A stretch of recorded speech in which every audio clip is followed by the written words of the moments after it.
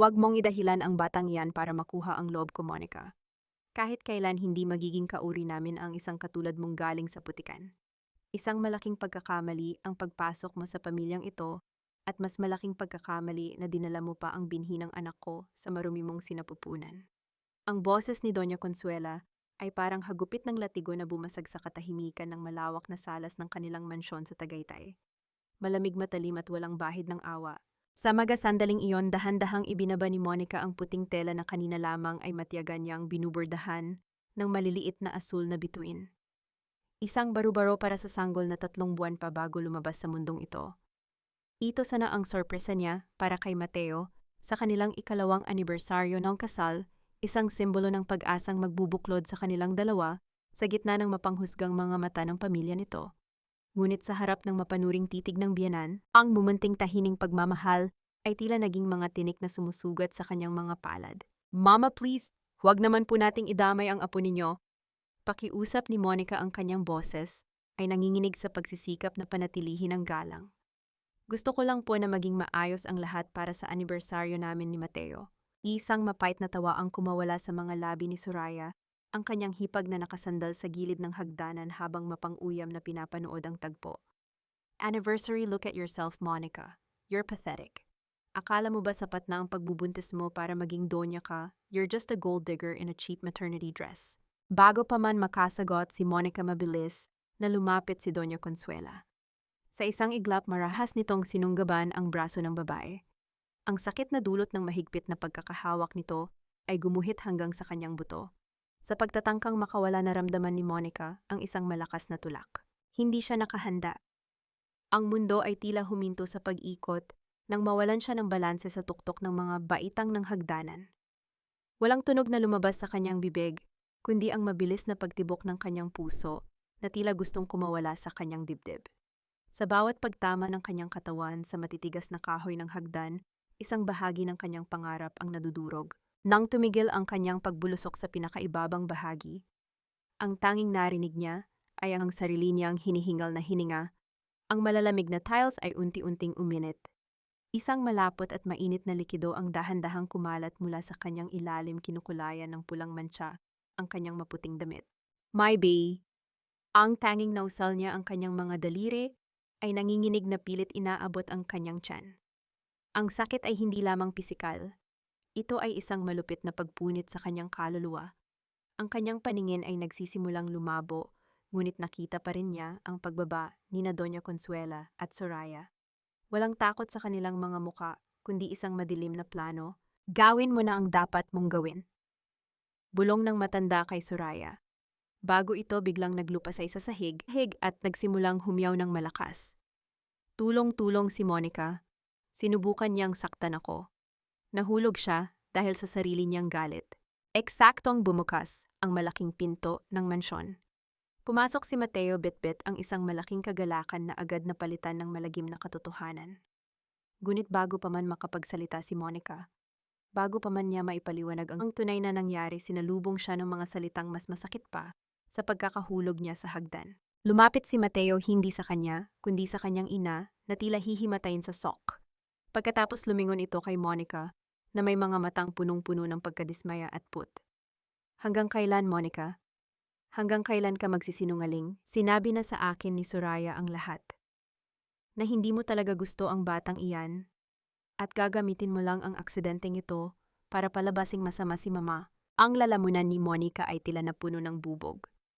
Gusto niyang sumigaw, gusto niyang sabihin ang kanyang ina ang pumatay sa kanilang anak, ngunit ang kanyang katawan ay tila isinuko na ang lahat ng lakas. Ang kanyang kamay na may hawak pa rin ng kapirasong tela ng barbaro ay dahan-dahang bumagsak sa sahig na bahira ng sarili niyang dugo. Sa gitna malabo niyang paningin, nakita niya ang kanyang asawa, ang lalaking pinagkatiwalaan niya ng kanyang buhay na tumalikod sa kanya upang alalayan ang totoong may sala. Sa bawat hakbang ni Mateo palayo, tila tinatapak-tapakan ang durog na puso ni Monica. Bakit ang pag-ibig na inaakala niyang magliligtas sa kanya, ang siya palang magiging huling pako sa kanyang krus? Gaano ba kabigat ang halaga ng katotohanan sa isang bahay na binuo sa pundasyon ng kasinungalingan? Ang bawat paghinga ni Monica ay parang paghigop ng malamig at matalas na bubog. Pagdilat ng kanyang mga mata ang maputing kisame ng ospital, ang sumalubong sa kanya kasabay ng amoy ng gamot, na tila nanunuot hanggang sa kanyang sumasakit na bunggo. Ang katahimikan sa loob ng silid ay binabasag lamang ng mahina at regular na tunog ng makinang nagbabantay sa kanyang tibok ng puso, isang paalala na buhay pa siya kahit na pakiramdam niya ay namatay na ang malaking bahagi ng kanyang kaluluwa. Dahan-dahan niyang iginalaw ang kanyang kamay patungo sa kanyang tiyan. Patag. Wala na ang maliit na umbok na dati ay nagbibigay sa kanya ng dahilan para bumangon araw-araw. Ang hapdi ng operasyon ay wala pa sa kalahati ng hapdi ng katotohanang wala na ang kanyang anak. Gising ka na pala. Ang boses ni Mateo ay nanggaling sa madilim na sulok ng silid. Lumapit ang asawa niya, ngunit hindi gaya ng dati wala itong dalang yakap o halik. Ang kanyang mga mata ay pagod ngunit may bahid pa rin ng panunumbat. Nanatili siyang nakatayo sa gilid ng kama, tila may malawak na bangin na naghihiwalay sa kanilang dalawa. "The doctor said you're stable now, Monica." Sabi ni Mateo, ang boses ay patag at walang emotion. "But the baby, he's gone, at hindi ko alam kung paano tayo makaka-recover sa ginawa mo. Bakit kailangang humantong sa ganito? My mother is devastated and Soraya told me everything about your outburst lately." Hindi sumagot si Monica. Tinitigan lang niya ang asawa. Sa bawat salitang lumalabas sa bibig ni Mateo, tila may mga kutsilyong tumatarak sa kanyang dibdib. "Ang iyong ina ang pumatay sa anak natin, Mateo," sigaw ng kanyang isip. "At ikaw pinili mong maniwala sa kanila kaysa sa akin." Ngunit bago pa man siya makapagsalita, bumukas ang pinto at pumasok sina Doña Consuela at Soraya. Ang matanda ay nakasuot pa rin ng kanyang mamahaling perlas, habang si Soraya ay may hawak na panyupilit na nagpapahid ng mga luhang hindi naman dumadaloy. "Ay, salamat sa Diyos at nagising ka na," Monica at bulalas ni Doña Consuela. Ang boses ay puno ng jipekeng kagalakan na nagpabaliktad sa sikmura ni Monica. Lumapit ang matanda at hinawakan ang kamay niya. Ang balat nito ay kasing lamig gisang ahas. "Huwag kang mag-alala, pinatawad na kita sa pagtatangka mong saktan ako. Ang mahalaga ay gumaling ka." Nagkatinginan sina Soraya at Consuela. Isang mabilis na palitan ng tingin na puno ng takot-takot na baka isigaw ni Monica ang katotohanan. Nakita ni Monica ang panginginig ng mga daliri ni Soraya habang inaayos nito ang buhok. Sa sandaling iyon, isang malamig na realidad ang tumama kay Monica. Kung sasabihin niya ang totoo ngayon, sino ang maniniwala sa kanya? Si Mateo na bulag sa pag-ibig, kanyang ina, ang mga doktor na binabayaran ng pamilya nila. Ituturing lang siyang baliw o sinungaling. At kung malalaman nilang alam niya ang totoo, hindi sila titigil hanggat hindi siya tuluyang nawawala. Kailangan niyang mabuhay. Kailangan niyang maging mas matalino kaysa sa kanila. Dahan-dahang binitawan ni Monica ang kamay ni Consuela. Ang kanyang mga mata ay lumingon kay Mateo pagkatapos ay sa dalawang babae na may ekspresyong blanco at puno ng kalituhan. Sino kayo?" Mahinang tanong ni Monica. Ang kanyang boses ay paus at parang bata. "Nasaan ako, Mateo? Bakit ako nandito?" Tila nabitawan ni na Doña Consuela at Soraya ang kanilang hininga sa sobrang gulat, habang si Mateo ay mabilis na lumapit at hinawakan ang kanyang balikat. "Monica, it's me. Don't you remember anong nangyari? Hindi mo ba kami kilala?" Umiling si Monica pilit na pinapatulo ang luha mula sa kanyang mga mata na tila puno ng takot. "Ang sakit ng ulo ko. Wala akong maalala. Sino ang baby na sinasabi ninyo? Bakit parang may kulang sa akin?"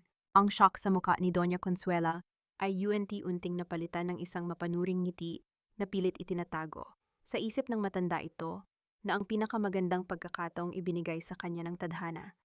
Ang saksi ay wala ng alaala. Ang krimen ay mananatiling lihim. Lumapit si Doña Consuela at hinalikan si Monica sa isang halik na parang pagtatak ng sumpa. "Huwag kang mag-alala, anak. Nandito kami. Kami ang pamilya mo. Tutulungan ka naming makalimot sa lahat ng sakit." Sa ilalim ng kumot-maring ibinaon ni Monica ang kanyang mga kuko sa sariling palad hanggang sa bumaon ang mga ito sa kanyang laman. Ang sakit na iyon ang nagpapaalala sa kanya na gising siya, na bawat hapdi ay isang pangakong babayaran nila. Habang nakasandal sa dibdib ni Mateo at nagpapanggap na nalilito, tiningnan ni Monica ang reflection ni Soraya sa salamin ng kwarto. Ang labanan ay hindi na tungkol sa pagsigaw ng katotohanan. Ito ay tungkol sa kung sino ang mas mahusay magsuot ng maskara. "Tulungan niyo po ako," bulong ni Monica sa dibdib ni Mateo Habang sa loob niya ay bumubuo siya ng isang sumpa. Matulog kayo ng mahimbing habang kaya niyo pa dahil sa sandaling pumikit kayo, sisiguraduhin kong ang bawat panaginip niyo ay magiging impyerno. Bago lumabas ng silid, dumaan si Doña Consuela sa tabi ng kama at bumulong sapat lang para marinig ni Monica. It's better this way, Monica. Limutin mo na ang lahat dahil kung hindi, baka sumunod ka sa anak mo. Naramdaman ni Monica ang pagtayo ng kanyang balahibo, ngunit nanatili siyang tahimik. Ang tanging sagot niya ay ang paghigpit ng hawak sa damit ni Mateo. Ang laro ay nagsisimula pa lamang. Huwag mo nang piliting alalahanin ang mga bagay na magdadala lang sa iyo ng pait, Monica. Ang mahalaga ngayon ay magpagaling ka para makabalik na tayo sa mansyon. Doon kami na ang bahalang mag-alaga sa iyo, gaya ng nararapat sa isang miyembro ng pamilya de Salva. Ang gigimaga salita ni Doña Consuela ay tila malapot na pulot na ibinubuhos sa sugat ni Monica Matamis sa pandinig ng ngunit humahapdi sa kaloob-looban. Habang nakaupo sa gilid ng kama ng ospital, nakatingin lang si Monica sa malayo, ang kanyang mga mata ay nananatiling blanco at walang buhay. Sa loob-loob niya, bawat kataga ng biyanan ay itinatala niya sa isang listahan ng mga utang na dapat bayaran. Salamat po, tita po, mahinang sagot ni Monica. Sinadya niyang gamitin ang tita sa halip na mama upang ipakita ang pagkalimot na kanyang itinatanghal. Nakita niya ang panandaliang pagkislap ng inis sa mga mata ni Doña Consuela, ngunit mabilis itong napalitan ng isang mapagkunwaring ngiti. Samantala sa labas ng silid nakasandal si Mateo sa malamig na pader ng pasilyo. Hawak niya ang kanyang noo, pilit na pinapakalma ang bulyaw ng kanyang konsensya. Ang boses ng kanyang ina at ang mga sumbong ni Soraya ay paulit-ulit na umaalingaw sa kanyang isip, ngunit may isang maliit na tinig sa kanyang puso na nagsasabing may mali. Mateo, darling, you look exhausted. Bulong ni Soraya habang lumalapit, ang amoy ng kanyang mamahaling pabango ay tila sumasakal sa hangin. Bakit hindi ka muna umuwi sa Tagaytay? Ako na ang bahalang magbantay dito kay Monica. You need to rest, lalo na't kailangan mong ayusin ang papeles para sa promotion mo sa San Francisco. Hindi mo na ako alis, Soraya. Malamig na sagot ni Mateo nang hindi tumitingin dito. Hindi ko maiiwan si Monica sa ganitong kalagayan. At tungkol sa San Francisco, baka hindi mo na ako matuloy. What are you, crazy? Bahagyang tumaas ang boses ni Soraya bago mabilis na nagbaba ng tono nang makitang may mga NARS na dumaraan. It's a once-in-a-lifetime opportunity, Mateo. Don't let Monica's accident ruin your career. Alam mo namang unstable siya ngayon. Hindi na sumagot si Mateo. Sa halip, nagpaalam siya na kukuha lang ng gamit sa kanilang mansyon sa Tagaytay. Kailangan niya ng katahimikan. Kailangan niyang makahinga palayo sa mabigat na atmosfera ng ospital. Pagdating sa mansyon, ang katahimikan ng malaking bahay ay tila sumisigaw. Ang bawat sulok ay nagpapaalala sa kanya ng tawa ni Monica at ni mga pangarap na binuo nila para sa kanilang anak. Dumiretso siya sa kanilang silid, ngunit sa pagdaan niya sa tapat ng silid ni Doña Consuela, napansin niyang bahagyang nakabukas ang pinto nito. Isang kakaibang udyok ang nagtulak sa kanya na pumasok. Ang silid ay maayos gaya ng inaasahan sa kanyang ina, ngunit may isang bagay na hindi tugma. Sa ilalim ng malaking kama sa gitna ng kadiliman, may isang piraso ng puting tela na bahagyang nakalabas. Yumuko si Mateo at dahan-dahang hinila ang tela. Ang kanyang puso ay tila tumigil sa pagtibok nang makita kung ano ito. Ito ang baro-baro na binubordahan ni Monica, ang puting tela na may maliliit na asul na bituin. Ngunit hindi na ito ang malinis na damit na nakita niya sa ala-ala ni Monica. Punong-puno ito ng mga mancha ng tuyong dugo at ang mas masakit pa, ito ay punit-punit. Ang bawat punit ay tila sinadya, tila may galit na bumunot sa mga tahi na pinaghirapan ng kanyang asawa. Hindi ito nahulog. Bulong ni Mateo sa sarili, ang kanyang mga kamay ay nanginginig habang hinihigpitan ang hawak sa tela. This wasn't an accident. Naalala niya ang sinabi ng kanyang ina na si Monica raw ang nagpunit nito sa gitna ng kanyang hysteria bago ito mawalan ng balanse. Ngunit habang tinititigan ni Mateo ang mga punit, nakita niya ang isang bagay na hindi maipapaliwanag, ang mga marka ng marahas na pagkakahawak na tila may nang-agaw nito mula sa kamay ng isang taong pilit itong pinoprotektahan. Biglang narinig ni Mateo ang tunog ng pagbukas ng pinto sa ibaba. Ang boses ni Doña Consuela at Soraya na kakauwi lang mula sa ospital ay maririnig na nagtatawanan sa salas. Ang dali lang palang paikuti ng babaeng iyon, boses iyon ni Soraya puno ng panunuya. Buti na lang at nawala ang alaala niya kung hindi baka kung ano pang ikwento niya kay Mateo. Huwag kang kampante, Soraya, sagot ni Doña Consuela, ang boses ay naging seryoso at mapanganib. Hanggat humihinga ang babaeng iyon, banta siya sa atin. Siguraduhin mong walang makakahanap sa mga ebidensyang itinago natin, lalo na ang punit na damit na iyon. Nanigas si Mateo sa loob ng silid. Ang tela sa kanyang kamay ay tila naging nagniningas na uling. Ang katotohanan ay dahan-dahang lumulutang mula sa ilalim ng mga kasinungalingang itinanim sa kanyang isip. Sino ba talaga ang asawa niya sa paningin ng kanyang pamilya? Isang biktima o isang balakid na kailangang burahin? Isang tanong ang nananatiling nakatusok sa kanyang puso habang nakatayo siya sa dilim. Kung ang pamilya niya ang pumatay sa kanyang anak, kakayanin ba niyang talikuran ang lahat para sa katarunggang matagal na niyang ipinagkait kay Monica? Dahan-dahang itinago ni Mateo ang punit na barubaro sa loob ng kanyang jacket. Sa sandaling iyon, ang tiwala ay tuluyan nang naglaho pinalitan ng isang malamig at mapanganib na determination. Siguraduhin mo lang na wala ka talagang matatandaan, Monica. Dahil sa oras na bumalik ang isip mo, baka hindi na puting kisame ng ospital ang makita mo kundi ang madilim na hukay na nakalaan para sa mga taong hindi marunong lumugar. Ang bulong na iyon ni Soraya ay parang malamig na hanging dumaan sa tenga ni Monica. Habang ang hipag ay nagkukunwaring inaayos ang kumot ng kanyang kama. Sa labas ng bintana, ang langit ng Tagaytay ay nababalot ng makapal na mabuong ulap, tila nakikiramay sa bigat ng hangin sa loob ng silid. Nanatiling nakatitig si Monica sa kawalan ng kanyang mga mata ay walang kislap, ngunit ang bawat salita ni Soraya ay tila naging lason na humahalo sa kanyang dugo. Ang kanyang mga kamay na nakatago sa ilalim ng makapal na kumot ay mahigpit na nakakuyom hanggang sa bumaon ang kanyang mga kuko sa sariling palad. Ito ang tanging paraan niya para hindi sumabog. Ang pisikal na sakit ang nagsisilbing angkla niya sa katotohanan. Bakit ka malungkot, Soraya? Mahinang tanong ni Monica, ang boses ay sadyang ginawang paus at puno ng kawalang malay. May nagawa ba akong mali, bakit parang galit ka sa akin? Isang pilit na ngiti ang sumilay sa mukha ni Soraya. Lumapit siya at hinawakan ang pisngi ni Monica, isang haplos na kasing talim ng labaha. Galit, of course not, darling. I'm just worried. You know, since you lost the baby, Mateo has been so stressed. Imagine he had to cancel his flight to San Francisco because of your accident. You're becoming a burden, Monica. If you really love him, you should just stay quiet and let us handle everything. Ang salitang burden o ganang ay tila isang sampal sa mukha ni Monica. Naalala niya ang bawat gabing pinagsilbihan niya si Mateo, ang bawat sakripisyong ginawa niya para tanggapin siya ng pamilyang ito. At ngayon, matapos nilang patay ng kanyang anak, siya pa ang pinalalabas na pabigat. Sa kabilang bahagi ng pintuan nakatayo si Mateo. Hawak niya ang hawakan ng pinto, ngunit hindi niya ito ituloy ang pagpihit. Ang punit na barubaro sa loob ng kanyang jacket ay tila nagniningas, nagpapaalala sa kanya ng katotohanang natuklasan niya sa mansyon.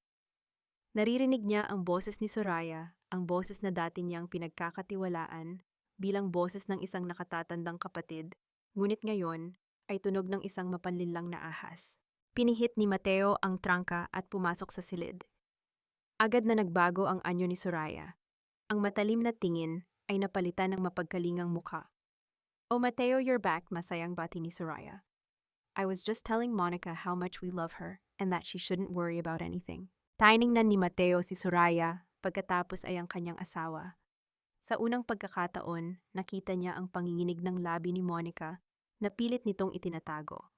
Nakita niya ang takot sa mga mata nito, isang takot na hindi nanggagaling sa pagkalimot kundi sa isang panganib na kasama nito sa loob ng silid. "Salamat, Soraya," maikling sagot ni Mateo. "Maaari mo ba kaming iwan muna, gusto kong makausap ang asawa ko." Nang lumabas si Soraya, lumapit si Mateo sa kama. Naupo siya sa tabi ni Monica at hinawakan ang kamay nito. Gusto niyang ilabas ang punit na tela, gusto niyang isigaw na alam na niya ang lahat. Ngunit naalala niya ang babala ng kanyang sariling isip. Kung malalaman ni na Doña Consuela na alam niya, lalong manganib ang buhay ni Monica. "Monica," bulong niya, ang boses ay puno ng pagsisisi. "I promise hinding-hindi na kita iiwan.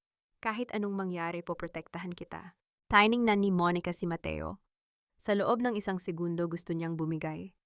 Gusto niyang umiyak sa dibdib nito at sabihing, "Mateo, pinatay nila ang anak natin." Ngunit nakita niya ang anino ng isang tao sa maliit na salamin ng pinto. Alam niyang nakikinig sila. Alam niyang ang bawat galaw niya ay binabantayan. Salamat Mateo, sagot ni Monica, habang ang kanyang puso ay dahan-dahang nagiging bato. Pero sino ka nga ulit? Bakit parang ang bigat ng loob ko kapag tinitingnan kita? Ang bawat salita ni Monica ay tila isang punyal na tumatama sa konsensya ni Mateo. Ito ang parusa niya ang makalimutan ng taong pinakamahal niya dahil sa sarili niyang pagkabulag. Habang dahan-dahang hinihimas ni Mateo ang buhok ni Monica, naramdaman ni Monica ang isang bagay sa bulsa ng jacket ni Mateo. Isang maliit at magaspang na tela. Ang kanyang puso ay kumabog ng mabilis. Alam niya ang teksturang iyon. Iyon ang burda ng kanyang mga bituin. Alam na ba niya, tanong ni Monica sa sarili? O bahagi rin ba ito ng kanilang laro? Sa gitna ng katahimikan ng silid, isang bagong tensyon ang nabuo. Dalawang taong nagmamahalan ngunit kapwa nakasuot ng maskara. Isang lalaking naghahanap ng katarungan sa dilim at isang babaeng nagpapanggap na bulag habang naghahanda ng isang madugong paghihigante. Ang labanan ay hindi na lamang sa pagitan ni Monica at ng mga De Salva. Ngayon pati ang tiwala sa pagitan ng mag-asawa ay naging isang mapanganib na laro. Ang batas ay walang pakiramdam, Monica. Hindi nito ibabalik ang pintig ng puso ng anak mo pero kaya nitong panagutin ang kumuha nito. Ang boses na iyon ay hindi nanggaling kay Mateo, kundi sa isang lalaking nakatayo sa may pintuan ng silid. Nakasuot ito ng madilim na asul na suit, maayos ang pagkakaahit at may dalang aura ng kapangyarihan na tila kayang pawiin ang amoy ng gamot sa loob ng ospital. Siya si Lucas, ang abogadong matagal nang pinagkakatiwalaan ni Mateo, ngunit ngayon ay may dalang kakaibang kislap sa mga mata na hindi mawari ni Monica. Dahan-dahang pumasok si Lucas. Ang bawat hakbang ng kanyang sapatos sa makintab na sahig ay lumilikha ng isang mabigat na ritmo na tila nagpapatahimik sa buong paligid.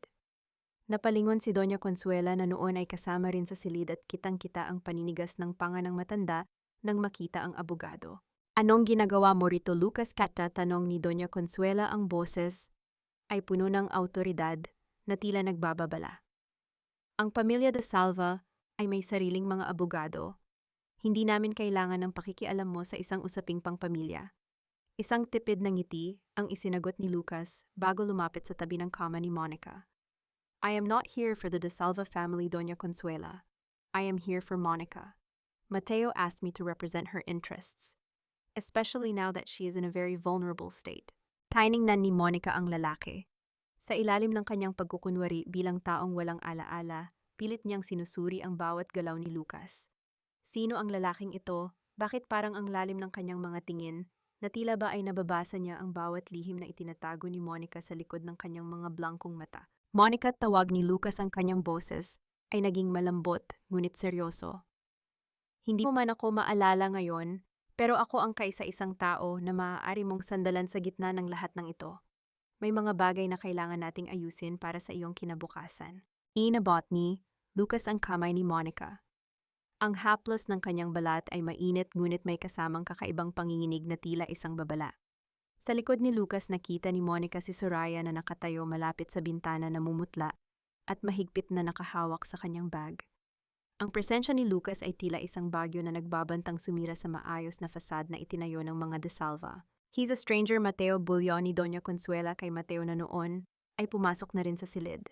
Bakit ka nagdala ng ibang tao rito? Monica needs peace, not legal documents. She needs protection, Mama. Mahinahong sagot ni Mateo, ngunit ang kanyang mga mata ay nananatiling nakapako sa punit na barubaro na tila nararamdaman pa rin niya sa loob ng kanyang bulsa. At si Lucas ang pinakamagaling na kilala ko. Sa gitna NG pagtatalo, dahan-dahang lumapit si Lucas sa tenga ni Monica, habang nagpapanggap na inaayos ang kanyang unan. Keep playing your game, Monica, at bulong nito na sapat lang para marinig ng babae. I know you're in there, at alam ko rin kung sino ang pumatay sa anak mo. Ang puso ni Monica ay tila tumigil sa pagtibok. Ang kanyang paghinga ay naging mababaw habang ang pawis ay dahan-dahang namumuo sa kanyang noo. Ang maskara ng pagkalimot na kanyang suot ay tila unti-unting nagkakaroon ng lamat. Sino si Lucas? Kaibigan ba siya na magliligtas sa kanya o isang mas mapanganib na kalaban na naghihintay lang ng tamang pagkakataon para siya ay lamunin? Nang tumayo si Lucas, tiningnan niya si Doña Consuela nang may kahulugan. Isang tingin na puno ng nakatagong galit at tagumpay. Isang tingin na tila ba ay mayroon silang lihim na nakaraan na hindi alam ng sino man sa loob ng silid. Aalis na muna ako, Monica, sabi ni Lucas ng malakas. But I'll be back. Marami pa tayong dapat pag-usapan tungkol sa hustisya. Habang pinapanood ni Monica ang pag-alis ni Lucas, naramdaman niya ang matalas na titig ni Doña Consuela sa kanya. Ang katahimikan sa loob ng silid ay naging mas nakakasakal. Ang pagdating ni Lucas ay hindi nagdala ng kapayapaan. Sa halip ito ay nagsilbing mitsa ng isang mas malaking pagsabog. Sa ilalim ng kanyang kumot, hinawakan ni Monica ang kanyang tiyan. Ang katarungang hinahanap niya ay tila nagsisimula ng gumalaw ngunit sa anong halaga. Kung ang taong nag-aalok ng tulong ay may sariling itinatagong kadiliman, sino na ang maaari niyang pagkatiwalaan? Ang dahan-dahang pagpikit ng pinto ng ospital ay tila naging huling tunog ng isang babala. Ang laro ay naging mas komplikado at sa pagkakataong ito hindi lamang ang mga de Salva ang kailangang bantayan ni Monica. Bakit? Ang bawat baitang ng hagdanang ito ay tila mga labing nanginginig handang isigaw ang lahat ng dugo at luhang dumanak sa gabing iyon. Ang mga hakbang ni Monica ay mabigat at maingat habang inaalalayan siya ni Mateo paakyat sa mansyon sa Tagaytay. Ang paligid ay nababalot ng makapal na hamog at ang malamig na hangin ay sumusuot sa manipis niyang jacket, ngunit mas matindi ang lamig na nagmumula sa loob ng bahay. Para kay Monica ang mansyong ito ay hindi na isang tahanan. Ito ay isang magarang kabaong na pinalamutian ng mga kasinungalingan. Dahan-dahan Monica Bulongni. Mateo ang kanyang tinig ay puno ng pag-aalala na dati ay hinahangad ni Monica, ngunit ngayon ay tila tunog ng tuyong dahon na nadudurog sa ilalim ng paa. Pagpasok sa malawak na sala sinalubong sila ni Soraya na may hawak na baso ng alak. Ang mapanuyang ngiti nito ay hindi nawawala tila ba ipinagdiriwang ang pagbabalik ng baliw sa kanilang teritoryo. Welcome home, sister-in-law. Sana naman ay hindi ka na madulas ulit sa pagkakataong ito. Hindi sumagot si Monica. Nanatili siyang nakatitig sa sahig sa mismong lugar kung saan siya huling nakitang duguan. Sa kanyang isip muling bumalik ang imahe ng kanyang anak ang munting pag-asang ninakaw sa kanya. Ang kanyang puso ay kumikirot isang matalim at paulit-ulit na hapdi na tila isang karayom na tumutusok sa kanyang kaluluwa. Nang sumapit ang malalim na gabi, nang ang buong mansyon ay nababalot na ng katahimikan at ang tanging naririnig na lamang ay ang mahinang paghampas ng hangin sa mga bintana, dahan-dahang bumangon si Monica. Ang bawat galaw niya ay may kasamang sakit mula sa kanyang operasyon, ngunit ang apoy ng paghihiganti ay mas malakas kaysa sa anumang pisikal na hapdi. Kailangan niyang makahanap ng patunay. Alam niyang may itinatago si Soraya isang lihim na mas malalim pa sa pagtatangka nitong saktan siya. Gamit ang liwanag ng kanyang telepono, tinahak niya ang madilim na pasilyo patungo sa opisina ni Doña Consuela, kung saan madalas maglagi si Soraya para sa accounting ng pamilya. Ang marahang tunog ng pagpihit ng trangka ng pinto ay tila isang malakas na kulog sa kanyang pandinig. Pumasok siya at agad na hinalughog ang mga drawer. Sa ilalim ng mga tumpok ng dokumento ng negosyo, nakakita siya ng isang itim na folder. Doon bumungad sa kanya ang mga bank statement na hindi nakapangalan sa pamilya de Salva, kundi sa isang offshore account. Milyon-milyong piso ang nawawala sa pondo ng kanilang charity foundation. Ang perang dapat ay para sa mga batang ulila, ngunit tila napupunta sa bulsa ni Soraya. Magnanakaut bulong ni Monica ang kanyang mga mata ay naniningkit sa galit. Ngunit bago pa man niya may tago ang folder, ang mahinang tunog ng mga yabag sa labas ng pinto ay nagpatigil sa kanyang mundo. Ang anino ng isang tao ay dahan-dahang lumalaki sa ilalim ng siwang ng pinto. Ang tunog ng marahang pag-ubo ni Soraya ay nagpalamig sa dugo ni Monica. Mabilis siyang nagtago sa likod ng malaking kurtina, pinipigilan ang bawat paghinga. Ang bawat tibok ng kanyang puso ay tila isang tambol na nagbabantang magbunyag sa kanyang kinaroroonan. Pumasok si Soraya, ang liwanag mula sa kanyang hawak na kandila ay lumilikha ng mga nakakatakot na anino sa dingding. Alam kong nandito ka, sabi ni Soraya, ang boses ay malambing, ngunit puno ng banta. Hindi ka naman talaga nakalimot, di ba Monica, ang galing mong umarte? Pero tandaan mo, sa bahay na ito ang mga nagmamarunong ay nauunang nawawala. Lumapit si Soraya sa tapat ng kurtina. Ang amoy ng kanyang pabango ay tila sumasakal na kay Monica. Sa sandaling iyon, ang tanging naiisip ni Monica ay ang mukha ng kanyang anak. Para sa iyo ito, baby, pangako niya sa sarili, habang ang kanyang kamay ay mahigpit na nakahawak sa folder. Biglang bumukas ng malakas ang pinto ng opisina. Anong ginagawa niyo rito? Ang boses ni Mateo ay puno ng pagkalito at hinala. Lumabas si Monica mula sa likod ng kurtina, ang kanyang muka ay puno ng peking luha at takot. Mateo, natatakot ako. Akala ko nakita ko ang baby ko. Tumatakbo siya rito. Niyakap ni Mateo si Monica habang ang kanyang mga mata ay matalim na nakatingin kay Soraya. Ngunit sa ilalim ng kanyang jacket, ramdam ni Monica ang bigat ng folder na kanyang nakuha. Habang inaalalayan siya ni Mateo, palabas lumingon si Monica kay Soraya.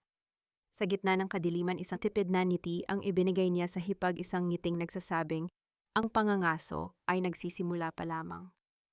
Ngunit ang hindi alam ni Monica, sa labas ng bintana, may isa pang pares ng mga mata ang nakamasid sa kanila mula sa ilalim ng hamog. Isang lalaking may hawak na camera at may suot na pamilyar na singsing. Walang lihim na hindi ibubulong ng hangin, lalo na sa isang gabing puno ng luha at pagtataksil. Sa kabila ng hapti ng kanyang sariwang tahi at ng panghihina ng kanyang katawan, pinilit ni Monica na bumangon mula sa malambot na kama. Ang bawat paggalaw niya ay tila isang pakikipaglaban sa sariling laman, ngunit ang nakita niyang anino sa labas ay mas matindi ang hatak kaysa sa anumang sakit. Gamit ang isang madilim na shawl para balutin ang kanyang sarili, dahan-dahan siyang lumabas ng silid. Tinitiyak na ang kanyang bawat hakbang ay kasing tahimik ng pagbagsak ng hamog. Ang ulan sa labas ay hindi na lamang ambon. Ito ay naging isang malamig na buhos na tila gustong hugasan ang lahat ng dumi sa dientrang ng mga desalva. Sinundan ni Monica ang anino patungo sa dulo ng harden sa may gazebo na halos lamunin na ng kadiliman at ng mga gumagapang na baging.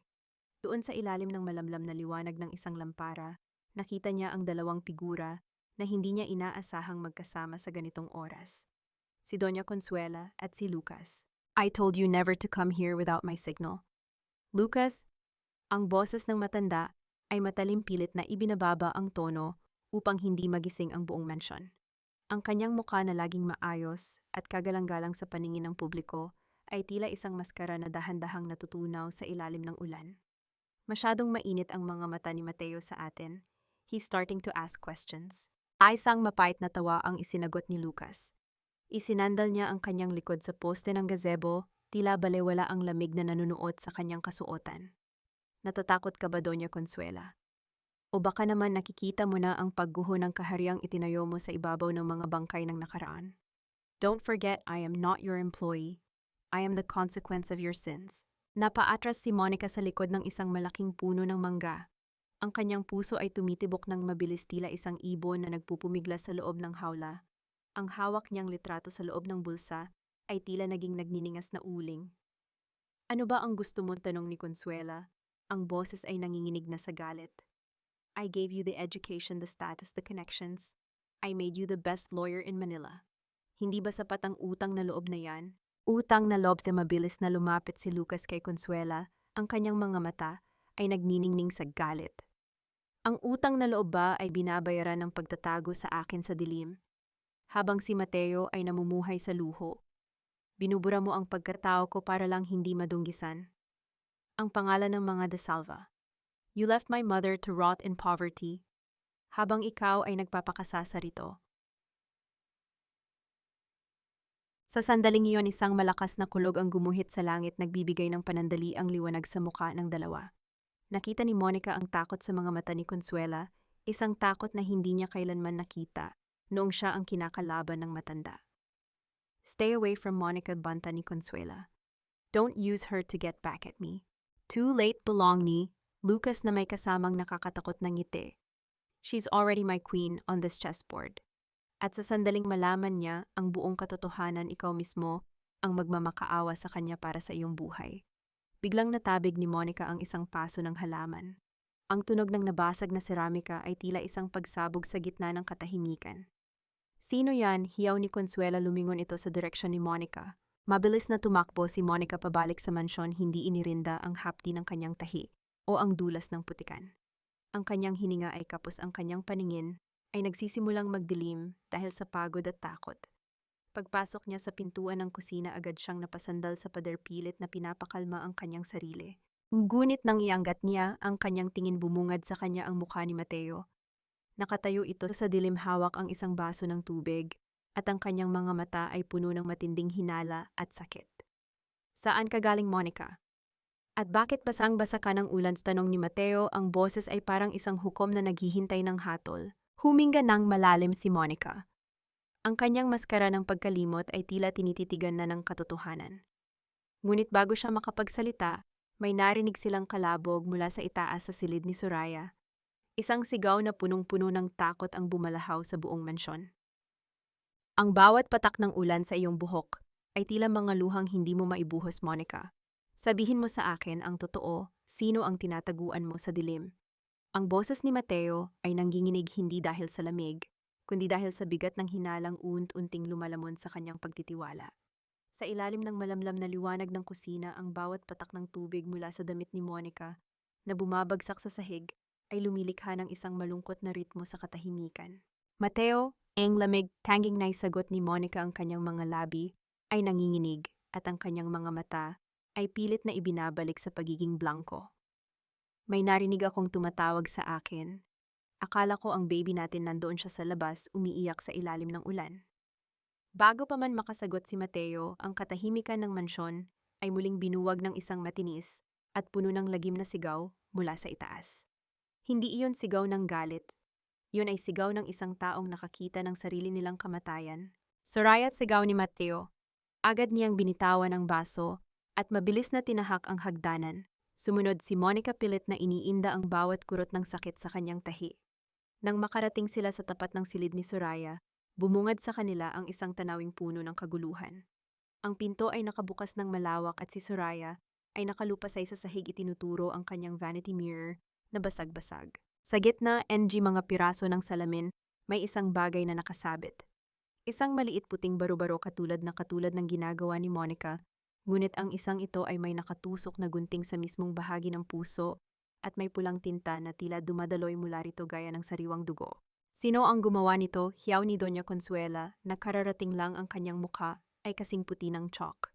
Ang kanyang mga mata ay mabilis na lumingon kay Monica, puno ng malisya at paratang.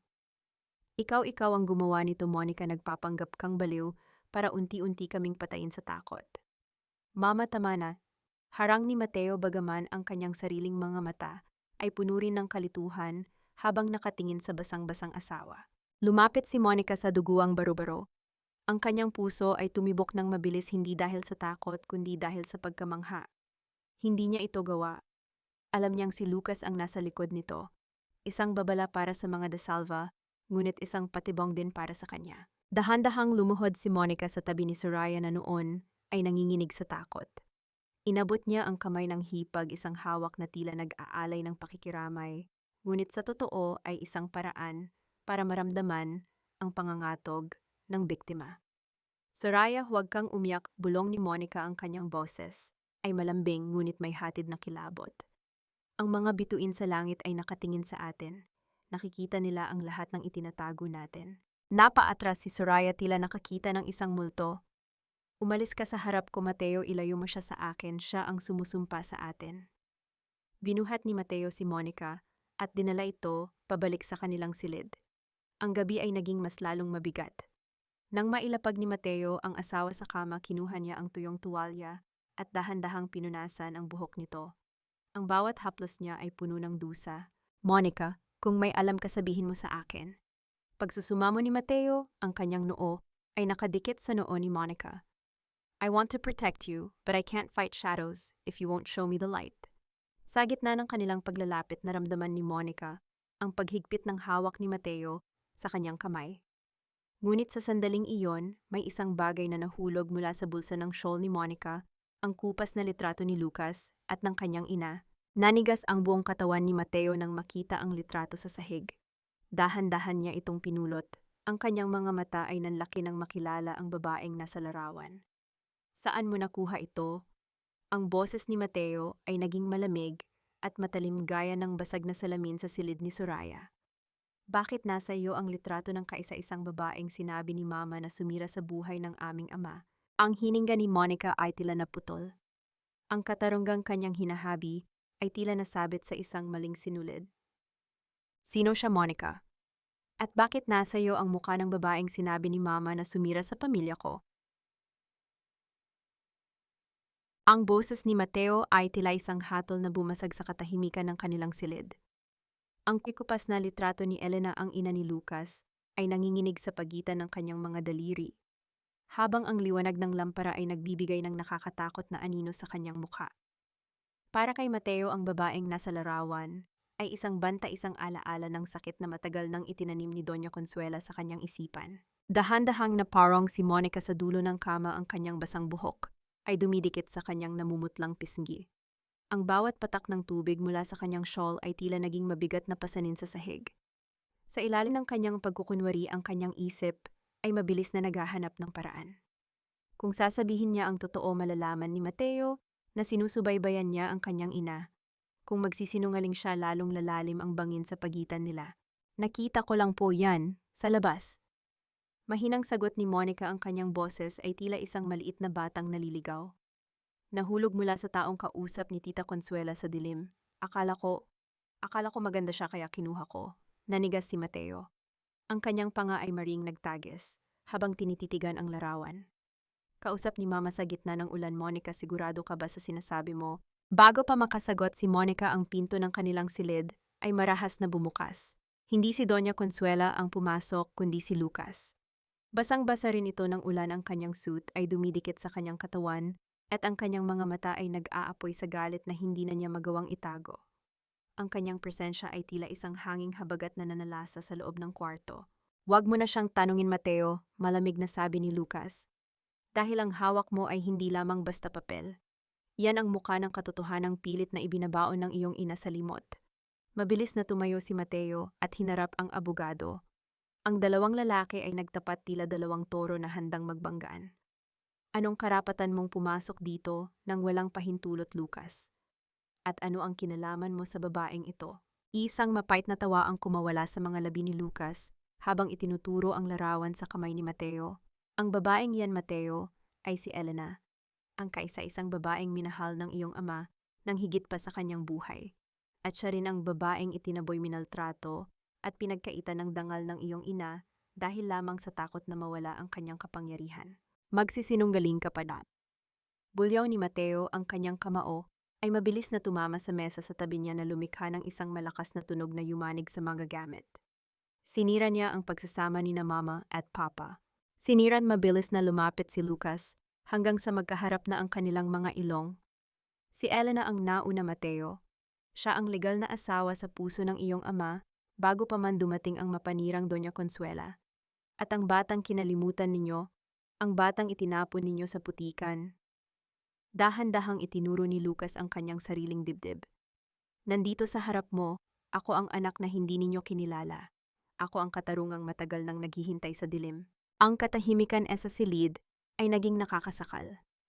Tila nawalan ng hangin si Mateo habang nakatingin sa lalaking itinuring niyang kaibigan at tagapagtanggol.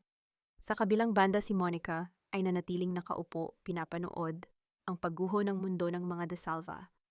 Ang kanyang puso ay punong-puno ng takot, ngunit may isang bahagi nito na nakaramdam ng katuwaan. Ang mga anino ay nagsisimula na ring maglabanan. Hindi yan totoo. Pailing-iling na sabi ni Mateo, ang kanyang boses ay puno ng pagtanggi. Tanungin mo ang iyong ina, Mateo, hamon ni Lucas. Ang kanyang boses ay naging bulong na kasing talim ng patalim. Tanungin mo siya kung bakit hanggang ngayon ang silid ni Elena sa lumang bahay ay nananatiling nakakandado. At tanungin mo rin siya kung bakit sa gabing nahulog si Monica sa hagdan, ang unang tinawagan niya ay hindi ang doktor, kundi ang taong maglilinis ng kanyang dumi. Lumingon si Mateo kay Monica, ang kanyang mga mata ay punong-puno ng pagsusumamo. Ngunit sa likod ni Lucas nakita ni Monica si Doña Consuela na nakatayo sa pasilyo, may hawak na baril na nakatago sa likod ng kanyang mamahaling robe. Ang matanda ay tila isang halimaw na handang pumatay para lamang manatili ang kanyang lihim. Biglang namatay ang lahat ng ilaw sa mansyon.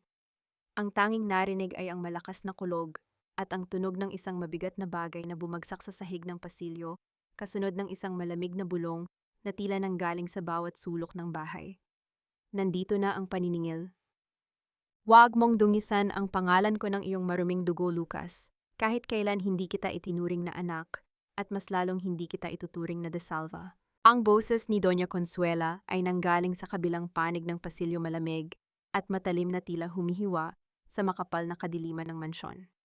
Sa gitna ng kawalan ng ilaw ang bawat hininga sa loob ng silid ay naging mabigat. Ang tanging nagbibigay ng kaunting liwanag ay ang bawat iglap ng kidlat mula sa labas na panandaliang nagpapakita ng mga figurang tila mga estatwa ng puot at takot. Naramdaman ni Monica ang paggapang ng kamay ni Mateo sa dilimpilit na hinahanap ang kanyang palad. Nang magtagpo ang kanilang mga balat ramdam niya ang panginginig at lamig ng kamay ng asawa. Ngunit sa halip na katiwasayan ang bawat haplos ni Mateo ay tila isang paalala ng malaking pagkakamali ang pag-ibig na naging mitya ng kanyang pagdurusa. Mamatama ng kiyaw ni Mateo ang kanyang boses ay puno ng desperasyon. Ibaba niyo ang baril na iyan. Lucas is telling the truth, isn't he? Bakit kailangang dumanak ang dugo para lang sa isang pangalan? Isang mapait na tawa ang sumabog mula sa dulo ng pasilyo. Dugo ang dugo ay madaling linisin, Mateo. Sagot ni Consuela, ang mga yabag ng kanyang mamahaling tsinelas ay lumilikha ng isang marahang ritmo sa sahig. Pero ang kahihiyan, ang dungis na dala ng anak ng isang katulong iyon ang hindi ko hahayaang manatili sa bahay na ito. Biglang narinig ang isang malakas na tunog ng pagkabasag ng florera sa labas, kasunod ng isang marahas na kalabog. Sa gitna ng kaguluhan, mabilis na kumilos si Lucas. Sa bawat pagkidlat nakikita ni Monica ang abogado na tila isang anino na sumusugod patungo sa kinaroroonan ng matanda. Ang kahihiyan ay wala sa dugo, Consuela, sigaw ni Lucas ang kanyang boses, ay umalingaw sa bawat sulok ng mansyon. Nasa budhi mo ang tunay na dungis, pinatay mo ang pagkatao ng ina ko, at ngayon pinatay mo ang sarili mong apo dahil sa iyong kasakiman. Naramdaman ni Monica ang pagsikip ng kanyang lalamunan. Ang salitang apo ay tila isang kutsilyong paulit-ulit na itinataksil ang kanyang puso. Sa ilalim ng kadiliman dahan-dahan siyang bumitaw sa hawak ni Mateo. Ang kanyang pagkatao ay tila unti-unting nagkakapira-piraso. Paano niya magagawang manatili sa piling ng lalaking ang tanging kayamanan ay binuo mula sa mga bangkay ng mga inosente? Isang malakas na putok ang bumasag sa ingay ng ulan. Ang tunog ay sapat na para yumanig ang mga bintana ng silid. Mateo, yung sigaw ni Monica, ang kanyang pagkukunwari ay panandaliang naglaho dahil sa matinding sindak. Nabalot ng amoy ng pulbura ang pasilyo. Nang muling gumuhit ang kidlat sa langit, nakita ni Monica si Mateo na nakatayo sa pagitan ni Lucas at Doña Consuela. Ang matanda ay nakatayo pa rin, hawak ang baril, ngunit ang kanyang mga mata ay nanlalaki sa gulat. Wala na mamabulong ni Mateo, ang boses ay paos at puno ng pagtanggap sa isang masakit na katotohanan. Tapos na ang paghahari ninyo. Biglang bumukas ang mga ilaw ng mansyon, tila muling binuhay ang isang bangkay. Ngunit ang liwanag ay hindi nagdala ng kaligtasan. Sa dulo ng pasilyo nakabukas ang pinto ng silid ni Soraya. Ang silid ay bakante, ngunit may mga bakas ng maputik na sapatos na patungo sa isang lihim na pinto. Sa likod ng malaking cabinet, isang pinto na matagal nang hindi nabubuksan. Nawawala si Soraya. At kasabay ng kanyang pagkawala ay ang paglaho rin ng mga mahahalagang dokumento at ang malaking vault na naglalaman ng mga hiyas ng pamilya. Lumingon si Lucas kay Monica, ang kanyang mukha ay puno ng pait at tagumpay. Hindi lang ako ang naghihintay sa dilim, Monica. May mga ahas sa loob mismo ng inyong kuta na mas matalim ang kagat kaysa sa akin. Naiwang nakatayo si Monica sa gitna ng silid, habang si Mateo ay dahan-dahang lumuluhod sa harap ng kanyang ina, tila isinusuko na ang lahat ng kanyang lakas. Ang mansyon ay tila naging isang malaking labirinto ng mga lihim na unti-unti nang lumalabas. Sino nga ba ang tunay na kakampi at sino ang nagmamasid sa kanila mula sa labas, handang lamunin ang anumang matitira sa gumuguhong imperyo ng mga De Salva? Isang tanong ang nanatiling nakatusok sa isip ni Monica. Kung ang lahat ay mawawala, may matitira pa ba para sa katarungang ipinangako niya sa kanyang anak? Ang bawat pilat sa aking katawan ay tila isang mapa ng iyong mga kasalanan, at ngayon ang iyong sariling kuta ay naging piitan ng iyong kahihiyan. Ang amoy ng pulbura ay nanatiling nakalutang sa hangin, humahalo sa malansang amoy ng ulan na pumapasok mula sa mga nakabukas na bintana. Ang liwanag ng mansyon ay tila naging malupit, inilalantad ang bawat bitak sa pader, at ang bawat dumi sa sahig na dati ay itinatago ng marangyang kapangyarihan. Sa dulo ng pasilyo, ang bukas na vault ay tila isang malaking bibig na humahalakhak sa kawalan, walang natira, kundi ang alikabok ng mga pangarap ni Doña Consuela. Wala na ang lahat ng pinaghirapan ko, wala na ta. Bulong ni Doña Consuela. Ang baril ay dahan-dahang nalaglag mula sa kanyang nanginginig na kamay, lumikha ng isang matigas na tunog sa sahig, bago ito gumulong palayo. Ang matanda ay napasandal sa pader, ang kanyang marangyang robe ay nabahira ng putik, at ang kanyang mga mata ay tila nawalan na ng kislap ng buhay. Lumapit si Mateo sa bukana ng lihim na pinto sa likod ng cabinet. Ang kanyang mga kamay ay nakayom, ang mga kasukasuan ay namumuti sa tindi ng kanyang puot. Ang taong pinagkatiwalaan ninyo para itago ang inyong mga nakaw na yaman, siya rin ang kumuha ng lahat. Soraya didn't just leave Mama, she stripped us bare. Tumingin si Monica sa madilim na lagusan. Ang bawat patak ng tubig na tumutulo mula sa kisame ng lagusan ay lumilikha ng isang tila babalang ritmo. Naramdaman niya ang hapdi ng kanyang tahi, isang paalala na hindi pa tapos ang kanyang sakripisyo. Dahan-dahan siyang humakbang patungo sa lagusan. Ang kanyang puso ay puno ng isang malamig na determinasyon. Saan ka pupunta, Monica? Tanong ni Mateo. Ang boses ay puno ng takot na baka mawala rin ang asawa sa dilim. Nandun ang katotohanan, Mateo, sagot ni Monica hindi lumingon. Nandun ang huling piraso ng buhay ng anak natin. Sa loob ng lagusan ang hangin ay naging mapanghi at malumot. Ang tanging liwanag ay nanggagaling sa maliit na flashlight na nakuha ni Mateo sa tabi ng kama. Habang tinatahak nila ang makipot na daan, naririnig nila ang mahinang tunog ng mga daga na nagtatakbuhan, tila sila rin ay natatakot sa nagaganap na paghuhukom. Pagdating sa dulo, bumungad sa kanila ang isang lumang basement na matagal nang kinalimutan ng panahon. Ito ang pundasyon ng lumang bahay bago ito itayo bilang isang mansion. Doon sa gitna ng mga sirang kagamitan, nakita nila si Soraya. Nakatali ang kanyang mga kamay at may busal ang kanyang bibig. Ang kanyang mga mata ay nanlalaki sa takot, hindi sa kanila, kundi sa taong nakatayo sa kanyang harap, si Lucas. Hawak ni Lucas ang isang item na box, ang system recorder ng lahat ng camera sa mansyon, ang original na tapes na akala ng lahat ay nabura na ni Soraya sa gabi ng aksidente. Welcome to the heart of the De Salvalies. Sabi ni Lucas, ang kanyang boses ay tila isang malamig na hangin sa ilalim ng lupa. Inihagis niya ang isang piraso ng papel sa paanan ni Mateo.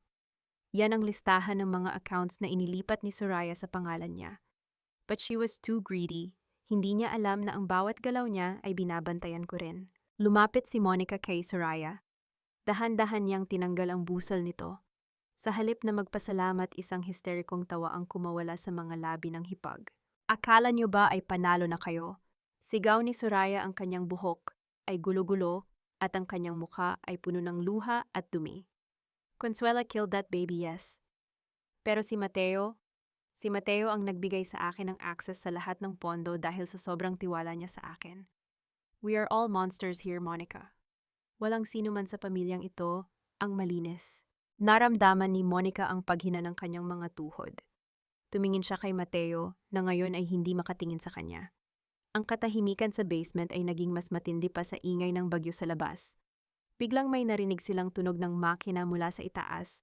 Ang generator ng mansyon ay tila nagkakaroon ng aberya. Isang amoy ng nagniningas na kable ang nagsimulang pumasok sa basement. The house is burning, bulong ni Lucas na may kasamang kakaibang ngiti ng tagumpay. Ang kasinungalingan ay kailangang dumaan sa apoy para tuluyang mawala. Nanlaki ang mga mata ni Monica nang makita ang usok na mabilis na bumababa mula sa hagdanan. Ang tanging daan palabas ay ang lagusang pinasukan nila, ngunit ang mga lumang kahoy na poste ay nagsisimula ng gumitang dahil sa tindi ng init. Mateo, ang box, hiyaw ni Monica. Ngunit bago pa man makakilos si Mateo, isang malakas na kalabog ang narinig mula sa itaas ng lagusan. Ang tanging lagusan ay gumuho, itinatago sila sa ilalim ng nasusunog na mansyon. Ang bawat hininga ay parang humihigop ng nagbabagang uling, ngunit mas masakit ang katotohanan, ang bahay na itinuring kong kanlungan ay siya palang magiging libingan ng lahat ng aking pangarap. Ang usok ay mabilis na kumakapal sa loob ng basement, isang itim na kumot na unti-unting bumabalot sa kanilang paningin. Ang bawat pag-ubo ni Monica ay nagdudulot ng matinding hapdi sa kanyang tahi, tila ba may mga buhay na kuko na humuhukay sa kanyang laman. Sa paligid nila, ang lagutok ng nasusunog na kahoy ay parang mga butong nagbabasagan, isang nakakatakot na babala na ang buong mansyon ay malapit ng gumuho sa kanilang kinaroroonan. Mateo, ang box, sigaw ni Monica sa gitna ng kanyang pagkapaus. Ang kanyang mga kamay ay nanginginig habang pilit na inaabot ang itim na recorder na hawak ni Lucas. Ito na lamang ang tanging katibayan ng kanyang pagdurusa. Tumingin si Mateo sa gumuhong lagusan. Ang malalaking blok ng semento at nagbabagang mga poste ay nakaharang sa tanging daan palabas. Sa kabila ng init, nakita ni Monica ang isang matinding desisyon sa mga mata ng kanyang asawa. Hindi na ito ang Mateo na sunod-sunuran sa kanyang ina. Ang lalaking nasa harap niya ngayon ay isang taong handang ibigay ang lahat para sa kaisa-isang bagay na natitira sa kanya, ang dangal ng kanyang asawa. Monica, listen to me. Hawak ni Mateo sa magkabilang balikat ni Monica ang kanyang boses, ay kalmado sa gitna ng kaguluhan. May maliit na bintana sa dulo ng lagusang ito malapit sa imbakan ng tubig. Hindi iyon kayang daanan ng lalaki pero ikaw, kaya mo. Hindi kita iiwan, Mateo. Yak ni Monica, ang mga luha niya ay agad na natutuyo dahil sa tindi ng init. Kailangan mong mabuhay para sa anak natin, Monica. Para sa hustisya niya, hiyaw ni Mateo, mabilis niyang kinuha ang itim na box mula kay Lucas at isiniksik ito sa loob ng jacket ni Monica. Go, Lucas, help me lift this beam. Isang kakaibang pagtatagpo ng mga kamay ang nangyari. Ang legal na anak at ang anak sa labas, ang dalawang lalaking pinag-ugnay ng puot, sa iisang ina ay magkatulong na binuhat ang isang nagbabagang poste upang makalikha ng maliit na siwang para kay Monica. Ang balat ni Mateo ay nagsisimula nang mapaso ang kanyang mga ngipin ay nagtatagi sa tindi ng sakit, ngunit hindi siya bumitaw.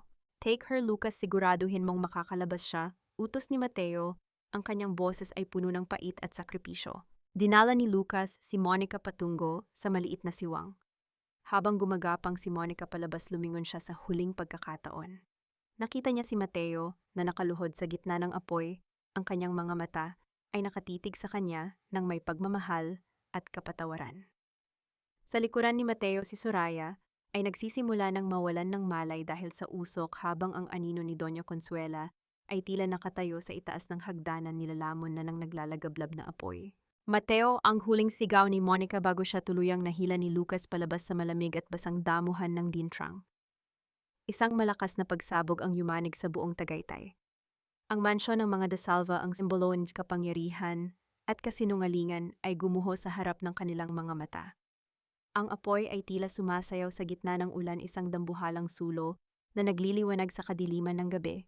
Nakaluhod si Monica sa putikan yakap, ang itim na box sa kanyang dibdib.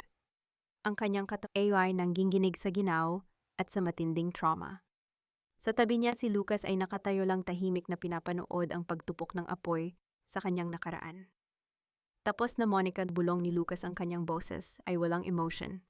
Wala na ang mga De Salva. Ngunit sa gitna ng nagbabagang abo at makapal na usok, isang figura ang dahan-dahang gumagalaw mula sa guho. Isang duguang kamay ang sumulpot mula sa ilalim ng mga semento, pilit na humahawak sa isang piraso ng puting tela, ang baro-baro na may asol na mga bituin. Buhay ba si Mateo o ang multo na nakaraan ang muling magpapakita upang bawin ang katarungang akala ni Monica ay kanya na? Akala mo ba ay nanalo ka na dahil nakalabas ka sa apoy na iyan? Tandaan mo, Monica, ang isang hampas lupa ay mananatiling hampas lupa kahit balutin mo pa ng ginto at katotohanan. Ang boses ni Doña Consuela ay parang isang matalim na kuko na kumakalmot sa gitna ng katahimikan ng madaling araw. Nakatayo ang matanda sa gilid ng kalsada, malayo sa nagbabagang guho ng mansyon. Basang-basa ang kanyang mamahaling robe, ang kanyang buhok ay gulo-gulo at ang kanyang muka ay nabahira ng uling, ngunit ang kanyang mga mata ay nananatiling puno ng mapangaping awtoridad. Sa likuran niya, NJ, mag-ailaw ng sasakyan ng bombero at mga news crew na mabilis na rumesponde ay nagbibigay ng nakatutulig na kulay sa paligid. Hindi lumingon si Monica. Ang kanyang mga mata ay nakapako sa duguang kamay na sumusulpot mula sa ilalim ng naglalakihang tipak ng semento. Ang tunog ng ulan na tumatama sa mga yero ay tila isang malungkot na palakpak. Sa bawat paghinga ni Monica, ramdam niya ang bigat ng itim na box sa kanyang dibdib, ang ebidensyang kinuha ni Mateo kapalit ng sarili nitong buhay. Dahan-dahang gumalaw ang mga guho. Sa tulong ng ilang mga rescuer, isang katawan ang dahan-dahang nakuha mula sa ilalim. Hindi iyon si Mateo. Nanigas ang buong katawan ni Monica nang makita ang muka ng taong inilabas. Si Soraya, ang kanyang muka ay tila isang basag na porselana duguan at puno ng takot na tila nakatitig pa rin sa kamatayan. Ngunit sa kanyang mahigpit na pagkakahawak nakatikom ang kanyang palad sa isang piraso ng puting tela ang baru-baro ng anak ni Monica na may asul na bituin. Si Mateo, nasaan si Mateo? Ang mahinang tanong ni Monica ang kanyang boses ay tila isang hanging naglalaho. Wala na siya, Monica. Bulyo ni Consuela. Habang lumalapit sa mga reporter na nagsisimula ng magtanong, ang anak ko ay namatay dahil sa kabaliwan ng babaeng ito. Siya ang sumunog sa bahay. Siya ang pumatay sa aking apo. Ang asawa niya naman ang isinama niya. Ang bawat salita ng matanda ay tila isang matalim na punyal na itinataksil ang bawat sakripisyo ni Mateo. Ang mga kamera ay nakatutok na kay Monica. Nakita niya ang mapanuring tingin ng publiko, ang bulong-bulungan ng mga kapitbahay sa dintrang, ang hiya na matagal nang kinatatakutan ni Mateo ay unti-unti nang lumalamon sa kanya. Ngunit sa pagkakataong ito hindi yumuko si Monica. Dahan-dahan siyang tumayo, ang kanyang likod ay tuwid na tila isang haliging hindi kayang gibain ng anumang bagyo. Hinarap niya ang camera, hinarap niya ang kanyang biyanan. Ang apoy na ito ay hindi ko gawa, Doña Consuela. Ang boses ni Monica ay malakas at malinaw, tila isang kampanang umaalingaw-ngaw sa gitna ng gabi. Ito ang apoy ng inyong mga kasalanan na tuluyan ng tumupok sa inyong kaharian. Inanggat ni Monica ang itim na box. Nandito ang lahat, ang bawat sampal, ang bawat pagtulak, at ang katotohanan kung paano ninyo pinatay ang sarili ninyong apo sa hagdanang iyon. Nandito rin ang boses ni Soraya habang inaamin ang pagnanakaw ninyo sa pondo ng mga ulila. Namutla si Doña Consuela, ang kanyang labi ay nanginig, pilit na humahanap ng salita, ngunit tila ba naging abo na ang lahat ng kanyang kasinungalingan. Sa gitna ng tension, isang puting van ng ospital ang huminto sa gilid ng kalsada. Bumukas ang pinto at lumabas si Lucas. Ang kanyang mukha ay seryoso, ngunit may bahid ng lungkot. Lumapit siya kay Monica at dahan-dahang kinuha ang itim na box. Tapos na ang pagtatago, Doña Consuela. Sabi ni Lucas, ang boses ay puno ng pait. Ang katarunggang itinapon mo sa putikan kasama ang aking ina ay nandito na, at hindi mo na ito kayang sunugin. Humarap si Lucas sa mga reporter. I am Lucas de Salva. Ang anak na itinapon ninyo sa limot upang mapanatili ang inyong huwad na dangal. Ang tinig ni Lucas ay tila isang malakas na dagundong na mas nangingibabaw pa sa ingay ng mga sirena ng bumbero. Ang mga reporter na kanina lamang ay nakikinig sa mga paratang ni Doña Consuela ay mabilis na naglipatan ng atensyon kay Lucas. Ang bawat kislap ng camera ay tila mga kidlat na tumatama sa mukha ng matanda, inilalantad ang bawat bitak ng kanyang pagkatao na dati ay itinatago ng mamahaling kolorete. Magsisinungaling ka rin, Top. Hiyaw ni Doña Consuela, ang kanyang boses ay naging matinis at halos hindi na makilala. Wala kang ebidensya, you are just a parasite trying to suck the blood of the De Salvas. Ngunit bago pa man makapagpatuloy ang matanda, itinaas ni Monica ang kanyang kamay. Ang itim na box ay nagniningning sa ilalim ng mga spotlight ng media. Sa isang sandali, tumigil ang lahat. Ang tanging narinig ay ang mahinang patak ng ulan sa mga payong at ang malalim na paghinga ni Monica. Hindi na kailangan ng mas maraming salita, Doña Consuela. Sabi ni Monica, ang kanyang boses ay malamig at puno ng kapangyarihan. Ang teknolohiya ay hindi nagsisinungaling. Ang bawat sandali sa hagdanang iyon, ang bawat utos ninyo kay Soraya na manipulahin ang pondo ng foundation, lahat ay narito. Mateo gave his life to save this. His last act of love was to expose the truth about his own mother. Sa pagbanggit sa pangalan ni Mateo, ang mga mata ni Doña Consuela ay panandaliang nakakita ng takot, isang tunay na takot na nanggagaling sa kailaliman ng kanyang itim na puso. Ngunit ang pride ay mas matimbang pa rin kaysa sa pagmamahal sa anak. Wala akong pakialam, sigaw ng matanda habang pilit na inaagaw ang box mula kay Monica. Akin na yan, I built this empire with my own hands. Hindi ko hahayaang sirain ito ng isang tulad mo. Dahil sa tindi ng pag-agaw ni Consuela, nawalan siya ng balanse sa madulas na putikan. Ang matanda na dati ay kinatataktan ng buong Tagaytay ay bumagsak sa lupa sa mismong paanan ni Monica.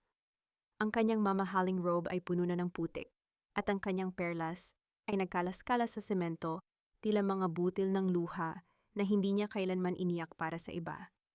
Ito ang hiya na higit pa sa kamatayan para sa isang De Salva, ang makitang nakaluhod sa putikan sa harap ng buong bansa. Ngunit sa gitna ng kahihiyang ito, isang malakas na tinig mula sa mga guho ang bumasag sa tagpo. May buhay pa rito rescuers bilis isang lalaki na tabunan ng poste. Ang puso ni Monica ay tila tumigil sa pagtibok. Mabilis siyang tumakbo patungo sa mga bumbero, hindi inirinda ang dulas ng paligid o ang hapdi ng kanyang sariling mga sugat. Sa ilalim ng mga nagbabagang bakal at durog na semento, nakita niya ang isang pamilyar na anino. Dahan-dahang itinas ng mga bumbero ang isang malaking tipak ng dingding. Doon nakahiga si Mateo. Ang kanyang muka ay puno ng uling at dugo, ang kanyang mga mata ay pikit ngunit ang kanyang dibdib ay bahagyang gumagalaw. Sa kanyang kanang kamay, mahigpit pa rin niyang hawak ang isang maliit na krus, ang krus na ibinigay ni Monica sa kanya noong bago sila ikasal. Mateo, iyak ni Monica, dinaluhong niya ang asawa at hinawakan ang malamig nitong pisinggi. Please, wag mo akong iiwan. Justice is here, Mateo. We won. Please wake up. Dahan-dahang dumilat ang mga mata ni Mateo. Sa gitna ng malabo niyang paningin, nakita niya ang mukha ng babaeng tinalikuran niya noon, ngunit ngayon ay siyang tanging nagligtas sa kanyang kaluluwa. Isang mahinang ngiti ang gumuhit sa kanyang mga labi bago siya muling pumikit. Dito lang ako, Monica, ang bulong na halos hindi marinig. Isinakay si Mateo sa ambulansya, kasunod si Soraya na himalang buhay pa, ngunit tila tuluyan nang nawala sa sariling isip dahil sa trauma. Naiwang nakatayo si Monica sa harap ng gumuhong mansion kasama si Lucas na nakatingin sa papalayo ng mga sasakyan. What now, Monica? Tanong ni Lucas, ang kanyang boses ay puno ng pagod. The De Salvas are gone, the truth is out. Pero ano ang matitira sa atin? Tiningnan ni Monica ang kanyang mga palad. Puno ito ng dugo at putik, ngunit sa unang pagkakataon sa loob ng mahabang panahon, naramdaman niyang malaya na siya. Ang gabi ay dahan-dahang naglalaho at sa silangan ang unang sinag ng araw ay nagsisimulang sumilip sa likod ng mga bundok ng Tagaytay. Ngunit sa kabila ng tagumpay, isang itim na sasakyan ang huminto sa gilid ng kalsada. Isang lalaking nakasuot ng uniforme ng pulis ang lumapit kay Lucas at may ibinulong. Nanlaki ang mga mata ni Lucas at mabilis na lumingon kay Monica. Monica, may problema, bulong ni Lucas. Ang bangkay na nakita sa ilalim ng hagdanan kanina, hindi iyon si Soraya at hindi rin iyon tauhan ni Mama. Isang malamig na kilabot ang gumapang sa likod ni Monica. Kung buhay si Soraya at Mateo, sino ang taong natagpuan sa pinakailalim ng guho, ang taong may hawak na orihinal na papeles ng lupain ng pamilya? Ang amoy ng ospital ay amoy ng mga panalangin hindi pa nasasagot, isang nakabibinging paalala na sa pagitan ng buhay at kamatayan ang katotohanan, ang tanging gamot na hindi kayang bilhin ng salapi. Nanatili si Monica sa tabi ng kama ni Mateo, ang kanyang mga kamay ay mahigpit na nakahawak sa nanginginig na daliri ng asawa. Ang silid ay nababalot ng katahimikan, maliban sa mahina at regular na tunog ng makinang nagbabantay sa mahinang tibok ng puso ni Mateo. Ang puting liwanag ng bumbilya sa itaas ay tila naging malupit, inilalantad ang bawat galos at uling nananatili sa balat ng lalaking naging biktima ng sarili niyang kadugo. Sa kabilang silid ng ospital, sa ilalim ng mahigpit na pagbabantay ng mga pulis, naroon si Doña Consuela. Ang matandang reyna ay wala na sa kanyang trono. Nakaupo siya sa isang silya, nakatitig sa kawalan, habang ang mga posas sa kanyang mga kamay ay lumilikha ng marahang tunog sa tuwing siya ay gumagalaw. Ang kanyang imperyo ay naging abo at ang kanyang pangalan ay naging kasing kahulugan ng pagtataksil sa bawat balita sa telebisyon. Dahan-dahang imulat ni Mateo ang kanyang mga mata. Ang kanyang paningin ay malabo, ngunit ang pamilyar na amoy ng buhok ni Monica ang nagsilbing gabay niya pabalik sa realidad. Isang mahinang ungol ng sakit ang kumawala sa kanyang mga labi. Monica, ang bulong ni Mateo na tila galing sa ilalim ng lupa. Nandito ako, Mateo. Huwag kang magsalita. Magpahinga ka muna. Sagot ni Monica, ang kanyang boses ay puno ng pagsusumamo at pagmamahal. Kinuha niya ang isang basong tubig at dahan-dahang pinainom ang asawa gamit ang isang maliit na kutsara. Ang bawat lunok ni Mateo ay tila isang hakbang patungo sa paghilom ng kanilang mga sugat. The house, si Mama? Tanong ni Mateo, ang kanyang mga mata ay punong-puno ng dusa. Wala na ang mansyon, Mateo. At si Tita Consuela, kailangan niyang harapin ang batas, matapang na sabi ni Monica. Pero hindi iyan ang mahalaga ngayon. Ang mahalaga ay buhay ka. Ang mahalaga ay malaya na tayo.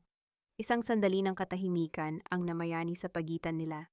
Isang kilig na hinaluan ng pait ang haplos ni Monica sa noo ni Mateo ay tila isang bendisyon, isang pangakong hinding-hindi na muling mabubuwag ang kanilang samahan. Ngunit ang kapayapaang ito ay panandalian lamang. Bumukas ang pinto at pumasok si Lucas. Ang kanyang muka ay seryoso at may hawak siyang isang kayumanging envelope na may mga mantsa ng dugo at uling. Lumapit siya sa paanan ng kama, ang kanyang mga mata ay nakatitig kay Mateo nang may halong awa at pagkilala. "Gising ka na pala, kapatid." Sabi ni Lucas. Ang salitang kapatid ay tila naging isang mabigat na angkla sa hangin. "Lucas, ang bangkay na sinasabi mo, sino siya?" tanong ni Monica, dahan-dahang tumayo at lumapit sa abogado. Inilabas ni Lucas ang isang lumang dokumento mula sa envelope. Ang papel ay malutong at tila malapit ng madurog. Ang taong natagpuan sa ilalim ng hagdanan, siya si Nanay Esmeralda, ang dating mayordoma na pinalayas ni Consuela 10 taon na ang nakalilipas dahil nalaman niya ang lihim ng tunay na pagmamay-ari ng lupaing ito. Nanlaki ang mga mata ni Monica. Si Nanay Esmeralda, ang matandang babaeng palaging nagpapadala ng mga bulaklak sa kanya sa ospital, ang taong akala niya ay naglaho na sa mundo. Nagtatago siya sa loob ng mansyon sa lahat ng pagkakataong ito. "Monica," pagpapatuloy ni Lucas, ang boses ay nanginginig sa galit. "Sa mga lihim na pasilyo na itinayo ng iyong ama Mateo, doon siya nakatira, pinoprotektahan ang mga orihinal na titulo ng lupa na ito. At sa gabi ng sunog, sinubukan niyang ilabas ang mga dokumentong ito para ibigay sa iyo, pero naabutan siya ng pagguho." Dahan-dahang binuklat ni Lucas ang titulo. Doon sa pinakaibaba ng dokumento nakasulat ang isang pangalan na nagpayanig sa buong mundo ni Monica. Ang dintrang sa Tagaytay ay hindi nakapangalan kay Mateo at mas lalong hindi kay Doña Consuela. Ang lupang ito ay nakapangalan sa unang anak ni Elena at Ricardo de Salva. Basa ni Lucas sa dokumento. Lumingon siya kay Mateo, pagkatapos ay kay Monica. "The entire estate, everything we thought belonged to the De Salvas, ay nakapangalan sa akin. I am the sole owner of the ground where that mansion stood." Isang malakas na kalabog ang narinig mula sa pasilyo. Si Doña Consuela, na noon ay inililipat ng mga pulis patungo sa presinto, ay nakarinig sa usapan sa loob ng silid. Ang matanda ay nagpumiglas, ang kanyang mga mata ay nanlilisik sa galit at kawalan ng pag-asa. "Hindi maaari akin ang lahat. Pinatay ko ang katarungan para sa lupang yan," hiyaw ni Consuela bago siya tuluyang kinaladkad ng mga awtoridad. Tumingin si Mateo kay Lucas, pagkatapos ay kay Monica. Ang katarungang matagal nilang hinangad ay dumating sa paraang hindi nila inaasahan. Ngunit sa likod ng tagumpay na ito, isang tanong ang nanatiling nakatusok sa puso ni Monica. Monica, kung si Lucas na ang may-ari ng lahat, ano na ang mangyayari sa kanila ni Mateo, na wala ng kahit na ano kundi ang isa't isa? Habang ang araw ay tuluyan nang sumisikat sa labas ng bintana ng ospital, isang itim na rosas ang nakitang nakalagay sa ibabaw ng mesa. Sa tabi ni Mateo, isang rosas na may kalakip na sulat na may pamilyar na sulat kamay. Hindi pa tapos ang pagbabayad, Mateo. Ang dugo ay naniningil pa rin. Ang rosas na ito ay hindi simbolo ng pag-ibig, kundi isang paalala na ang bawat tinik ay may laso ng nakaraan. Dahan-dahang binitawan ni Monica ang nanginginig na kamay ni Mateo habang tinititigan ang itim na rosas na nasa mesa.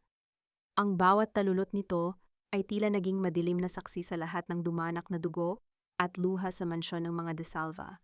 Sa labas ng bintana ng ospital, ang langit ay kulay abo, tila nakikiramay sa bigat na muling dumadagan sa dibdib ni Monica. Hinaplos niya ang pisanggi ni Mateo na ngayon ay payapang natutulog sa ilalim ng bisa ng gamot. Ang bawat mahinang paghinga ng asawa ay tila isang marupok na sinulid na nag-uugnay sa kanila sa buhay.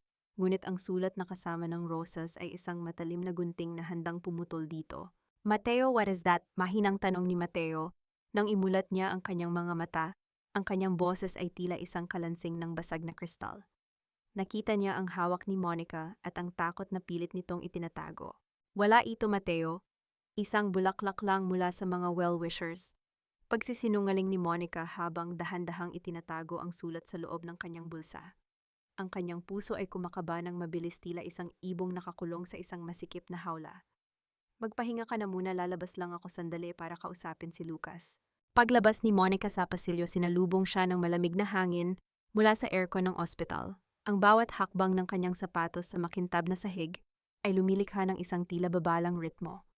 Sa dulo ng pasilyo nakatayo si Lucas, nakatanaw sa malayo habang hawak ang isang folder. Lucas, kailangan nating mag-usap. Sabi ni Monica, ang kanyang boses ay naging matigas at puno ng determinasyon. Inilabas niya ang itim na rosas at ang sulat. Soraya is still playing with us. Kahit nasa loob siya ng psychiatric ward, nagagawa pa rin niyang magpadala ng ganito. Tinitigan ni Lucas ang rosas. Isang mapait na ngiti ang gumuhit sa kanyang mga labi. Hindi si Soraya ang nagpadala nito, Monica. Soraya is truly broken. Nakita ko siya kanina nakatitig lang sa pader at bumubulong ng mga pangalan ng mga taong kinalimutan na niya. Kung hindi siya sino si Tita Consuela ay nasa kulungan. Hiyaw ni Monica, ang kanyang pagtitimpi ay nagsisimula ng gumuho gaya ng mansyon sa Tagaytay. May isang tao pa, Monica. Isang taong hindi natin binigyan ng pansin dahil akala natin ay wala siyang kapangyarihan. Bulong ni Lucas, ang kanyang mga mata ay naging seryoso. Si Tita Charing, ang kapatid ni Consuela, na matagal nang naninirahan sa ibang bansa. She's back at siya ang humahawak sa lahat ng natitirang koneksyon ng pamilya. Naramdaman ni Monica ang pagtayo ng kanyang balahibo. Si Tita Charing, ang babaeng laging nasa likod ng mga anino, ang taong laging sumasang-ayon sa bawat kalupitan ni Consuela. Dahan-dahang lumapit si Lucas kay Monica at hinawakan ang kanyang balikat. Monica, the justice we found is only the beginning of a bigger war. Charing wants the estate back. At gagawin niya ang lahat para makuha ito, kahit ang buhay pa ni Mateo ang maging kabayaran. Sa sandaling iyon, ang tunog ng isang mabilis na alarma mula sa silid ni Mateo ay pumunit sa katahimikan ng pasilyo. Ang mga nurse at doktor ay mabilis na nagtakbuhan patungo sa silid. Ang bawat sigaw at tunog ng mga kagamitang medical ay tila isang malakas na kulog sa pandinig ni Monica. Mateo, hiyaw ni Monica, mabilis siyang tumakbo pabalik. Pagpasok niya sa silid, nakita niya ang mga doktor na pilit na binubuhay si Mateo. Ang Monica ay nagpapakita ng isang tuwid na linya kasabay ng isang mahaba at nakatutulig na tunog na tila hudyat ng katapusan. Sa sahig malapit sa kama, nakita ni Monica ang isang maliit na vial ng gamot na hindi dapat nandoon, isang lason na itinurok sa IV ni Mateo habang siya ay wala sa silid. "No, Mateo, please." Luhod ni Monica sa tabi ng kama, ang kanyang mga luha ay parang agos ng ilog na hindi mapigilan. "Wag mo akong iwan, we fought so hard." Sa gitna ng kaguluhan, nakita ni Monica ang isang anino ng isang babaeng nakasuot ng uniforme ng nurse na mabilis na lumalabas sa fire exit. Ang babaeng iyon ay may pamilyar na hikaw, isang hikaw na pagmamay-ari ni Tita Charing. Ang bawat segundo ay tila naging isang taon ng pagdurusa para kay Monica. Sa pagitan ng pag-asa at desperasyon, isang kamay ang humawak sa kanyang balikat mula sa likuran. "Hindi ko hahayaang mawala siya, Monica Tan." Bulong ni Lucas habang ang kanyang mga mata ay nakatitig sa fire exit. "But you have to decide now. Isusuko mo ba ang katarungan para sa buhay niya o lalaban ka hanggang sa huli?" Ang katahimikan sa loob ng silid ay muling nabasag ng isang mahinang tunog mula sa monitor, isang munting pintig. Isang munting pag-asa sa gitna ng kadiliman. "Huwag mong subukang tumakas, Charing. Ang bawat hakbang mo sa pasilyong ito ay sinusundan ng mga kaluluwang ninakawan ninyo ng dangal at buhay." Ang boses ni Monica A. hindi na ang mahinang tinig ng isang biktima. Ito ay naging kasing lamig at kasing talas ng bakal na dumaan sa apoy. Habang papalabas siya sa fire exit, ang malamig na hangin ng madaling araw ay humampas sa kanyang muka, ngunit hindi niya nararamdaman ang ginaw. Ang tanging nararamdaman niya ay ang mabilis na pagdaloy ng dugo sa kanyang mga ugat at ang bigat ng katotohanang kailangan na niyang tapusin ang sinimulan ng mga De Salva. Sa dulo ng madilim na parking lot, nakatayo ang babaeng nakasuot ng uniforme ng nurse. Dahan-dahan itong lumingon at sa ilalim ng malamlam na liwanag ng poste tumambad ang mukha ni Tita Charing. Ang kanyang mga mata na dati ay puno ng mapagkunwaring kabaitan ay nagniningning ngayon sa galit at desperasyon. "Akala mo ba ay madali mo kaming mabubura sa mapa?" Monica Pont, ang boses ni Charing ay tila isang kaskas ng tuyong dahon. "Ang pamilya De Salva ay parang mga ugat ng isang dambuhalang puno. Kahit putulin mo ang sanga, mananatili kaming nakabaon sa lupang ito. Mateo will die at kasama niyang mamamatay ang huling pag-asa mo." Isang mapait na tawa ang kumawala sa mga labi ni Monica habang dahan-dahang lumalapit sa matanda. "Ang puno na sinasabi mo ay bulok na sa loob, Charing. At ang lason na itinurok mo kay Mateo, yon na ang huling pagkakamaling gagawin mo." Ay tinaas ni Monica ang kanyang telepono. Ang screen ay nagpapakita ng isang live recording ang bawat salita ni Charing. Ang bawat galaw niya sa loob ng silid ni Mateo ay napanood na ng mga awtoridad na ngayon ay mabilis na dumarating. Ang tunog ng mga papalapit na sasakyan ng pulis ay lumilikha ng isang dambuhalang koro ng paniningil. Hindi maaari, sigaw ni Charing pilit niyang inabot ang bag ni Monica, ngunit mabilis siyang naitulak ng isang matikas na braso. Si Lucas, nakatayo siya sa likuran ni Monica, ang kanyang mukha ay puno ng pait. Tapos na ang paghahari ninyo, tita. Ang lason ay naagapan ng mga doktor. Mateo is stable, at ikaw ang susunod na mabubulok sa tabi ni Consuela. Nang dumating ang mga pulis, nakita ni Monica ang pagbagsak ng balikat ni Charing. Ang matanda na dati ay nangingibabaw sa mga social na pagtitipon, ay dahan-dahang kinaladkad. Ang kanyang mga hiyaw ng pagtanggi ay nilalamon ng ingay ng paligid. Ang hiya na pilit nilang iniiwasan ay tuluyan nang naging tatak ng kanilang pamilya sa harap ng buong bansa. Bumalik si Monica sa silid ni Mateo. Ang katahimikan doon ay hindi na nakakatakot. Ito ay puno na ng kapayapaan. Naupo siya sa tabi ng asawa at hinawakan ang kamay nito. Ang monitor ay nagpapakita ng isang regular at malakas na pintig, isang tunog ng tagumpay laban sa kamatayan. Mateo, bulong ni Monica, dahan-dahang inyuko ang kanyang ulo sa dibdib ng asawa. Wala na sila, malaya na tayo. Naramdaman ni Monica ang marahang paggalaw ng mga daliri ni Mateo. Isang mahinang haplos sa kanyang buhok ang sumagot sa kanyang panalangin. Walang salitang lumabas sa kanilang mga labi, ngunit ang init ng kanilang mga balat ay sapat na para burahin ang lamig ng nakalipas na mga gabi. Ngunit habang nakapikit si Monica, isang huling anino ang dumaan sa kanyang isipan. Ang itim na box ni Lucas, ang mga titulo ng lupa, ang katarungang nakuha nila, ay may kalakip na malaking responsibilidad. Si Lucas ay nananatiling nakatayo sa may bintana, nakatingin sa sumisikat na araw. Monica, tawag ni Lucas nang hindi lumingon. The estate is mine now, but I'm giving it to you and Mateo. Gawin ninyo itong isang tahanan para sa mga batang tulad ko, mga batang itinapon at kinalimutan. Yan ang tanging paraan para tuluyang mahugasan ang dugo sa lupang ito. Tiningnan ni Monica si Lucas.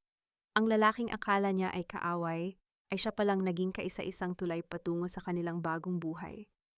Ang bawat sugat, ang bawat luha, at ang bawat hapdi ng pagkakasapa ay tila naging mga palamuti na lamang sa isang kwentong puno ng aral. Ang araw ay tuluyan ng sumikat sa Tagaytay. Ang guho ng mansyon ay mananatiling isang alaala, ngunit ang pag-ibig ni na Monica at Mateo ay muling namumukadkad mula sa mga abo. Ngunit bago tuluyang matapos ang kabanatang ito, isang nurse ang pumasok at may iniabot na isang maliit na sobre kay Monica. Pinapabigay po ng isang matandang babae sa labas. Nang buksan ni Monica ang sobre, wala itong sulat. Wala itong banta. Ang laman ay isang maliit na piraso ng puting tela na may bordang asul na bituin, ang nawawalang bahagi ng baro-baro ng kanyang anak. At sa likod nito may nakasulat na isang salita lamang, patawad. Sino ang nagbigay nito? At sapat ba ang isang salita para burahin ang isang buhay na kinuha? Anging pagilom ay hindi nangangahulugang pagbura sa mga peklat ng nakaraan, kundi ang pagtanggap na ang bawat sugat ay bahagi ng isang mas magandang bukas. Lumipas ang isang taon, mula nang lamunin ng apoy, ang mansyon ng mga De Salva sa Tagaytay. Ang dating masukal at madilim na dintrang ay wala na. Pinalitan ito ng isang maliwanag at payapang kanlungan na tinatawag na Bahay Pag-asa. Hindi na ito kuta ng kasakiman, kundi isang tahanan para sa mga batang ulila at mga inang biktima ng karahasan, isang pangarap na binuo ni Monica mula sa mga abo ng kanyang sariling pagdurusa. Nakatayo si Monica sa ilalim ng puno ng mangga, ang mismong lugar kung saan niya narinig ang lihim ni na Lucas at Consuela noon. Ang simoy ng hangin ay hindi na nagdadala ng amoy ng lason at usok. Ngayon ito ay puno ng halimuyak ng mga bulaklak at ang masayang tawanan ng mga batang naglalaro sa damuhan. Dahan-dahang lumapit si Mateo sa kanya, may dalang 2 baso ng sariwang juice. Ang kanyang mga hakbang ay matatag na bagaman, may bahagyang pilay pa rin dahil sa aksidente. Ang kanyang muka ay wala na ang bigat ng hiya at ang anino ng kanyang ina. Monica, the children are asking for you. Gusto nilang marinig ang kwento mo tungkol sa mga bituin sa langit. Sabi ni Mateo, ang kanyang boses ay puno ng init at paghanga. Ipinatong niya ang kanyang kamay sa balikat ni Monica, isang haplos na nagsasabing sila ay isa na. Susunod na ako, Mateo, and ngiti ni Monica. Tiningnan niya ang kanyang asawa, ang lalaking pinili niyang patawarin, hindi dahil sa kinalimutan niya ang sakit, kundi dahil mas mahalaga ang kanilang kinabukasan kaysa sa kanilang kahapon. How are you feeling today? I'm at peace, Monica. Sa wakas malaya na ako sa pangalang pumatay sa pagkatao ko. Seeing them happy, it makes everything worth it, sagot ni Mateo. Nabalitaan mo ba si Mama? Hindi na siya nagsasalita sa loob ng bilangguan. Nakatitig lang daw siya sa isang pirasong perlas na naitago niya. Huminga ng malalim si Monica. Ang galit niya kay Doña Consuela ay tila naging isang malayo at malamig na alaala. Ang bawat isa sa atin ay may kani-kaniyang bilangguan, Mateo. Ang sa kanya ay ang sarili niyang kasamaan. Naglakad ang mag-asawa patungo sa isang maliit na kapilya sa dulo ng hardin. Doon sa isang payapang sulok may isang maliit na marker na may nakasulat na sa aming munting bituin. Ang iyong liwanag ay hindi kailanman mamamatay. Inilabas ni Monica ang maliit na piraso ng puting tela, ang baro-baro na may asul na bituin at ang salitang patawad. Sa loob ng isang taon, nalaman niya na ang nagbigay nito ay si Nanay Esmeralda bago ito tuluyang bawian ng buhay sa guho. Isang huling hiling ng kapatawaran para sa pamilyang pinagsilbihan nito sa kabila ng lahat. Inilapag ni Monica ang tela sa ibabaw ng marker. Patawad anak kung hindi kita naisilang sa isang mundong mas maayos. Pero pangako ang buhay mo ay naging mitya ng kaligtasan para sa marami pang iba. Lumapit si Lucas mula sa gate ng foundation. Hindi na siya ang abogadong puno ng puot. Siya na ang tumatayong tagapangalaga ng pondo ng Bahay Pag-asa. Isang tipid na gabi ang ipinukol niya sa mag-asawa. Monica, Mateo, ang katarungan ay ganap na. Ang mga lupaing ito ay hindi na muling madidilig ng luha.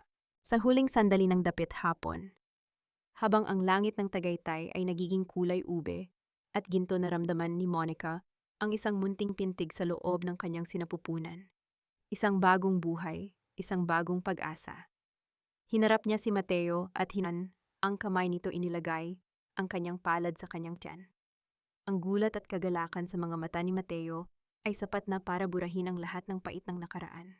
Dugo and kasinunggalingan ang nagpabagsak sa atin, pero ang mga luha ng pag-asa ang muling bubuhay sa atin. Bulong ni Monica sa hangin. Ang sinagning araw sa Tagaytay ay hindi lamang tanda ng isang bagong umaga, kundi patunay na ang bawat gabi ng pagluha at pait ay may hangganan sa harap ng matibay na paninindigan. Magamahal kong tagapakinig, maraming salamat sa pagsama sa akin sa mahaba at madamdaming paglalakbay na ito hanggang sa huling yugto ng buhay ni Monica at Mateo. Habang binubuo at isinasalaysay ko ang bawat kabanata, hindi ko mapigilang mapahinto at makaramdam ng matinding kirot sa aking dibdib, lalo na sa tagpong nahulog si Monica sa hagdanan at nang yakapin niya ang punit-punit na baru-baro ng kanyang anak sa gitna ng abo ng mansyon. Ang mga bawat salita sa kwentong ito ay kinuha mula sa mga hibla ng tunay na buhay, mga kwento ng mga kababaihang dumaan sa apoy ng pagkakanulo, ngunit piniling bumangon ng mas matatag. Ang ating buhay ay parang ang borda ng mga asul na bituin ni Monica. Kahit gaano pa kapait ang pagkakapyunit ng tela ng ating kapalaran, tayo mismo ang humahawak ng karayom upang tahiin ang isang mas magandang bukas. Sa inyong palagay, tama ba ang naging desisyon ni Monica na patawarin si Mateo at gawing kanlungan ng mga ulila ang lupain ng mga De Salva? Kung kayo ang nasa kanyang kalagayan, kaya nyo rin bang bitawan ang puot para sa inyong sariling kapayapaan?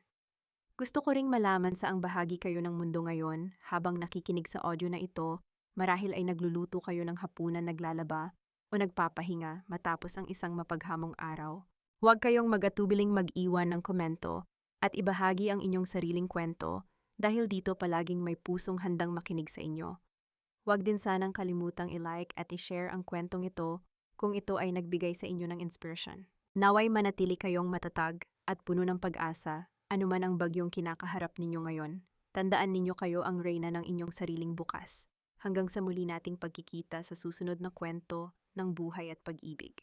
Pamagat ng kwento, dugo ng kasinungalingan, luha ng pag-asa, paunawa. Ang lahat ng mga tauhan at sitwasyon sa kwentong ito ay katang-isip lamang na nilikha para sa layunin ng libangan at upang maghatid ng positibong mensahe.